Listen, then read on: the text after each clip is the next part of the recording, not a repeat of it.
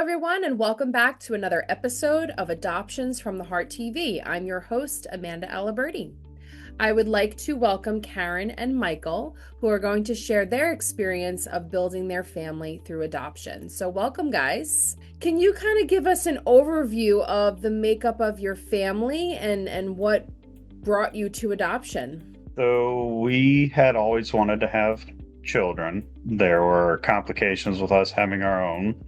And so we started initially looking at being foster family. We were in the works for that. And then unfortunately, Karen had to have neck surgery. So as she was nearing completion of her recovery time from the neck surgery, a friend reached out and asked if we were still looking to foster, possibly adopt. And we said yes. And she knew of this little boy that needed a home, that he had been put into the foster system, and then his great-grandmother had gotten custody, and she was now looking for a placement for him. So we agreed to meet with her. We kind of took it nice and slow at first, and just getting to know him and hanging out with him. And we didn't want to just jump and say, hey, we're going to be your new mom and dad. We wanted him to kind of choose us as well. Eventually he would come to hang out with us for a day. And then it turned into weekend sleepovers. And there was one particular weekend where I don't recall exactly where Karen had gone, but she had to leave the house for a minute. And while she was gone, he was talking to me, and he goes, so you know that my Nana is wanting to find me a mom and dad, right? And I said, yes. And he said, well, and I know that you two want children, right? And I said, yes. And there was a little pause, and he goes, well, I'm just saying. I said, are you saying you want to come live with us and be our son? He's like, yeah. So he was 7 at the time, what they consider an older child for adoption. He has 2 half sisters who had been adopted from another family, and they were 3 and 2 at the time. Unfortunately, that other family didn't feel that he was a good fit for them because he was older. And we just saw a little boy who still just wanted love and just wanted attention, just like anybody else, regardless of his age. And it was a really beautiful thing for him to come around and for him to actually ask us and feel like he got to choose us. So he likes to joke that he was the chosen one.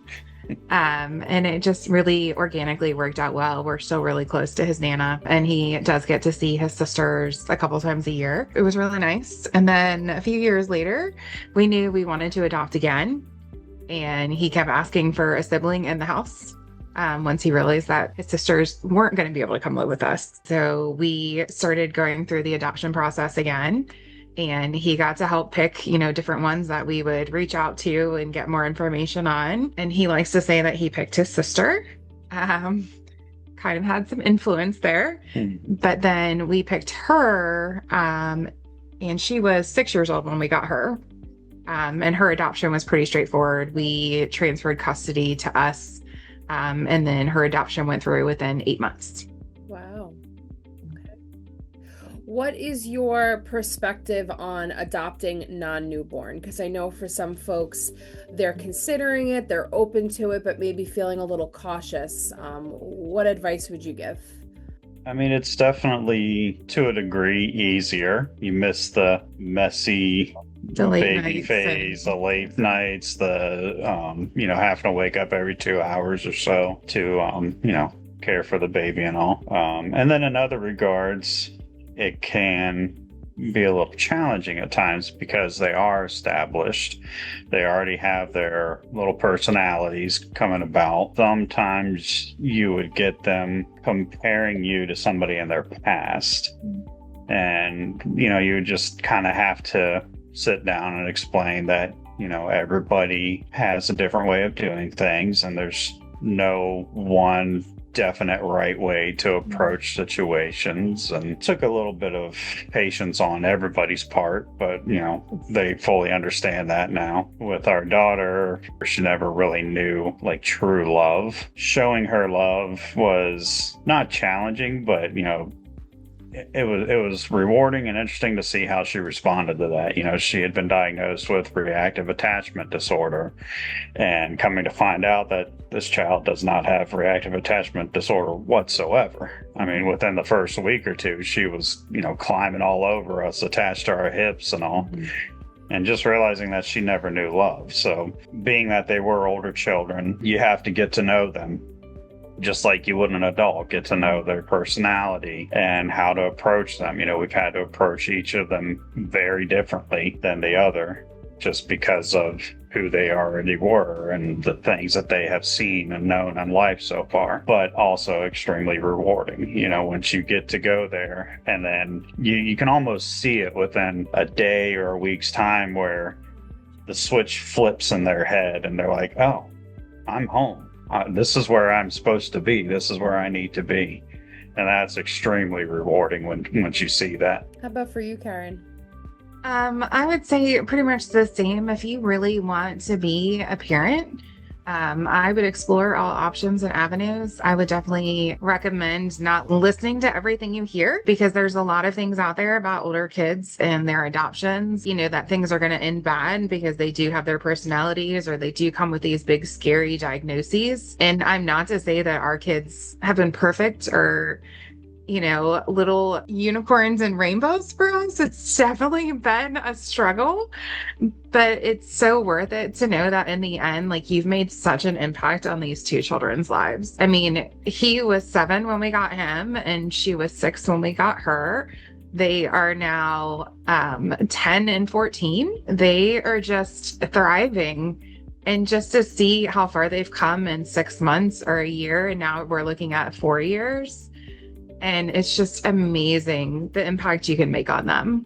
And we also realized pretty quickly getting them into activities, like figuring out what they enjoy and helping them push their comfort zones a little bit. So he, probably within the first 6 months or so, we talked him into starting martial arts, doing Taekwondo. He had a pretty significant self-esteem issue, had no confidence when we first got him. And so we thought maybe some type of extended discipline would help. And so we put him in, or got him to try out Taekwondo. Loved it. Went on to become 2nd degree black belt. And he ended up deciding in school, because at schools they teach you music and all. One of my favorite styles of music is classical music. Love listening classical. So he would listen with me and he would ask, what's that instrument playing? What's that? He decided that he wanted to try violin. Absolutely loves it, is excelling at it, and he ended up stepping away from Taekwondo to become more involved with violin. And then for our daughter, we got her to try out ballet. She's tried her what she wanted to do. Well, yeah, and she said ballet. She thinks she might want to try dance, and so she's tried ballet, tap, jazz. She's getting a little bit of exposure into hip hop now. Usually I call it their season, goes from September to June, correct? And towards the end of this past season, her dance instructor actually invited her to become part of their elite dance company. So she will be the 2nd youngest in it. Yeah, so that's exciting for her. That's great. And it's nice that you were able to expose them to things and were able to kind of help them figure out what makes them happy. Now, she tried Taekwondo too and got to a red belt. And then they get to a point where they have to spar and she's like, I don't want to hit people. And so she's like, can I just do dance? Fair enough. You tried. And funny story with him, once they started sparring, they also have a traveling sparring team. Yeah. And he wanted to try out for that. So he did. And, we're there at the tryout and I'm watching. I'm like, man, this is weird. Like, some kids, he's getting right in there and sparring with them. And then some kids, he just keeps running away from them. And I was like, I don't understand this. And then finally it dawned on me. I had taught him, you never, ever, ever, under any circumstances, lay hands on a woman. Oh. He was running away from the girls. And I had to pop in there real quick and say, I'm sorry, son. In this instance, you can fight back. That is funny. Good for him for remembering that. Yeah. Switching gears for a second, do you guys have any relationship to birth family in terms of openness? And how do you talk about identity and their stories as a family? Yeah, so both of our kids are in a pretty unique situation. They both went into foster care. Our daughter was actually adopted, and then the adoption was dissolved, and she was put back up for adoption. We maintain a relationship with that prior adoptive family, and we have it in our contract that they have to, because they have her biological sister, they kept her, tell us where they are, how she's doing, send us updates. We actually created a Gmail account so that we can send pictures and photos. They unfortunately have decided at this point that they don't want the sisters to talk. They feel like it's too much for her sister. And then with his biological family has not been involved when we went through the adoption. We did offer to do supervised visitation. So if they could pass drug tests, that we would allow something supervised. And his family has not accepted that and is not willing to do that to protect him. Both kids, we talk openly about their fact that they're adopted. It's their story to tell, so nobody knows unless they tell them. Do keep in contact with our son, with his great grandmother, and his half sisters, like earlier. We try to get together with them a couple times a year. The great grandmother usually will see her a little bit more frequently.